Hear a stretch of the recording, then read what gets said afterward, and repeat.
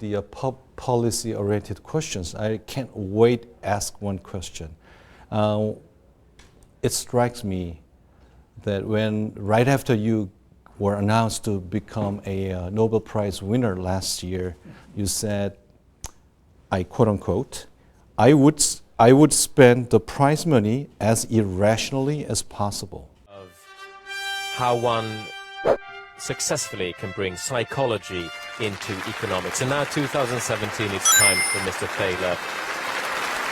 Why did you say this, and how did you spend your prize money? So you have to understand that when they call you to tell you you've won, if you're living in Chicago, it's 4 a.m. They wake you up.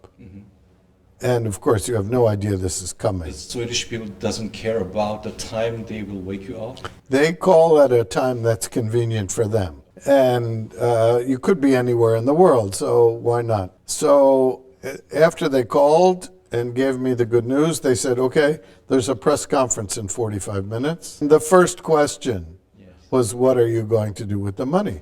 Now, that was first question. That was the first question. I still wasn't awake. And what I was thinking was, well, if I were a standard economist, I would say, this is a silly question, because how would I know? So suppose I go out and have some expensive dinner tonight in Seoul. Am I spending the Nobel money or the money I got for giving a speech today? How would I know? Money doesn't have labels. No. So, but I didn't think that this long answer would go over very well, so I just made a joke, and it's the one thing everybody remembers. So, tell me, where did you spend it? Tell me some secrets. I don't know, but if I need an excuse for staying in a nicer room, I have one ready. About the book title, Nudge, where did this title come from? Did you find it, or is it a usual jargon amongst your... No, well, it's jargon now. I wanted to create a global term, so miraculously that worked.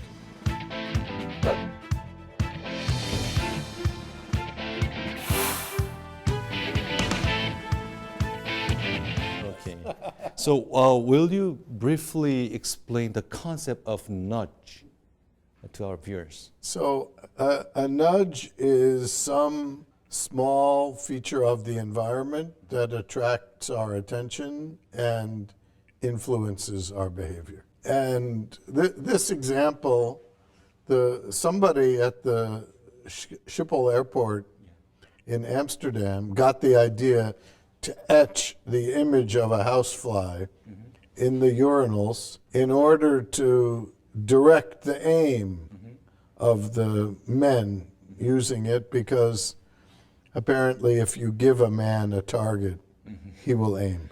All right. And so it's kind of a funny example of a nudge, but they claim that it works, that it reduces spillage. Do you know the story of this? Right, this is the one I'll use in my book. Well, I think,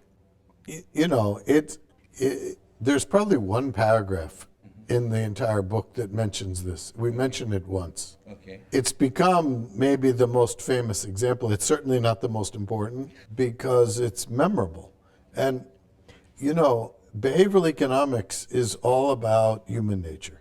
And when you write a book, what you're trying to do, you're trying to give people memories. Because if when you finish the book you don't remember what you've read, you might as well not have read it. So I have the same approach to teaching. I try to tell people stories. Okay. Why do I tell stories? Because people remember stories. They don't remember equations and they don't remember theorems, but they remember stories. And so people remember the story and then they remember the book. Unemployment will be small. Small, but what happened in Korea recent months is that there was a minimum wage hike say 16%. And small business owners, the mamas and papa shop owners, there was a public outcry. They stopped hiring like before. So we have some numbers, statistics that shows that the minimum wage owners, they're losing jobs. So do you think it is just a beginning effect, or it wouldn't last? We have to wait to see. I'm not surprised that the mom and pop store owners are complaining. What's true is the people who get the raises and don't lose their jobs will have more money to spend, maybe at those mom and pop stores. Since we are going into the long tunnel of long-term repression in Korea, we were very much worried about that. So what's your view on government intervention, or I can't say it is laissez-faire, but let the companies decide freely for their investment?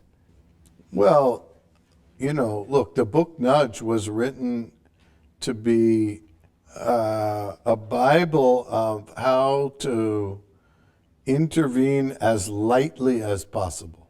Can't accomplish everything with nudges, but I will say that transparency is a tool that governments could use more. The more transparent firms are required to be, the more honest they will be. So you're saying that making industry transparent, making government transparent is the best policy? I'd say it's a policy that is not appreciated as much as it could be. So speaking of Donald Trump, Mr. Kim Rocketman. President Donald Trump, he adopted the so-called madman tactic, maybe bigger madman perhaps. But what's interesting is that the madman policy is sort of a brinkmanship which North Korean leaders, they adopted for decades. Do you see he is quite a highly, and his decisions and behaviors were the outcome of a high calculations, or just his very... He seems to make decisions on whim. And one reason to think that is he says one thing on one day and then says just the opposite on the next day. One day he was calling Mr. Kim Rocketman, and the next day he's praising him. I think all these years of dealing with the North Koreans have shown that their word can't be trusted either. So you have two people who have no record of honesty, and I think it's completely unpredictable what will happen.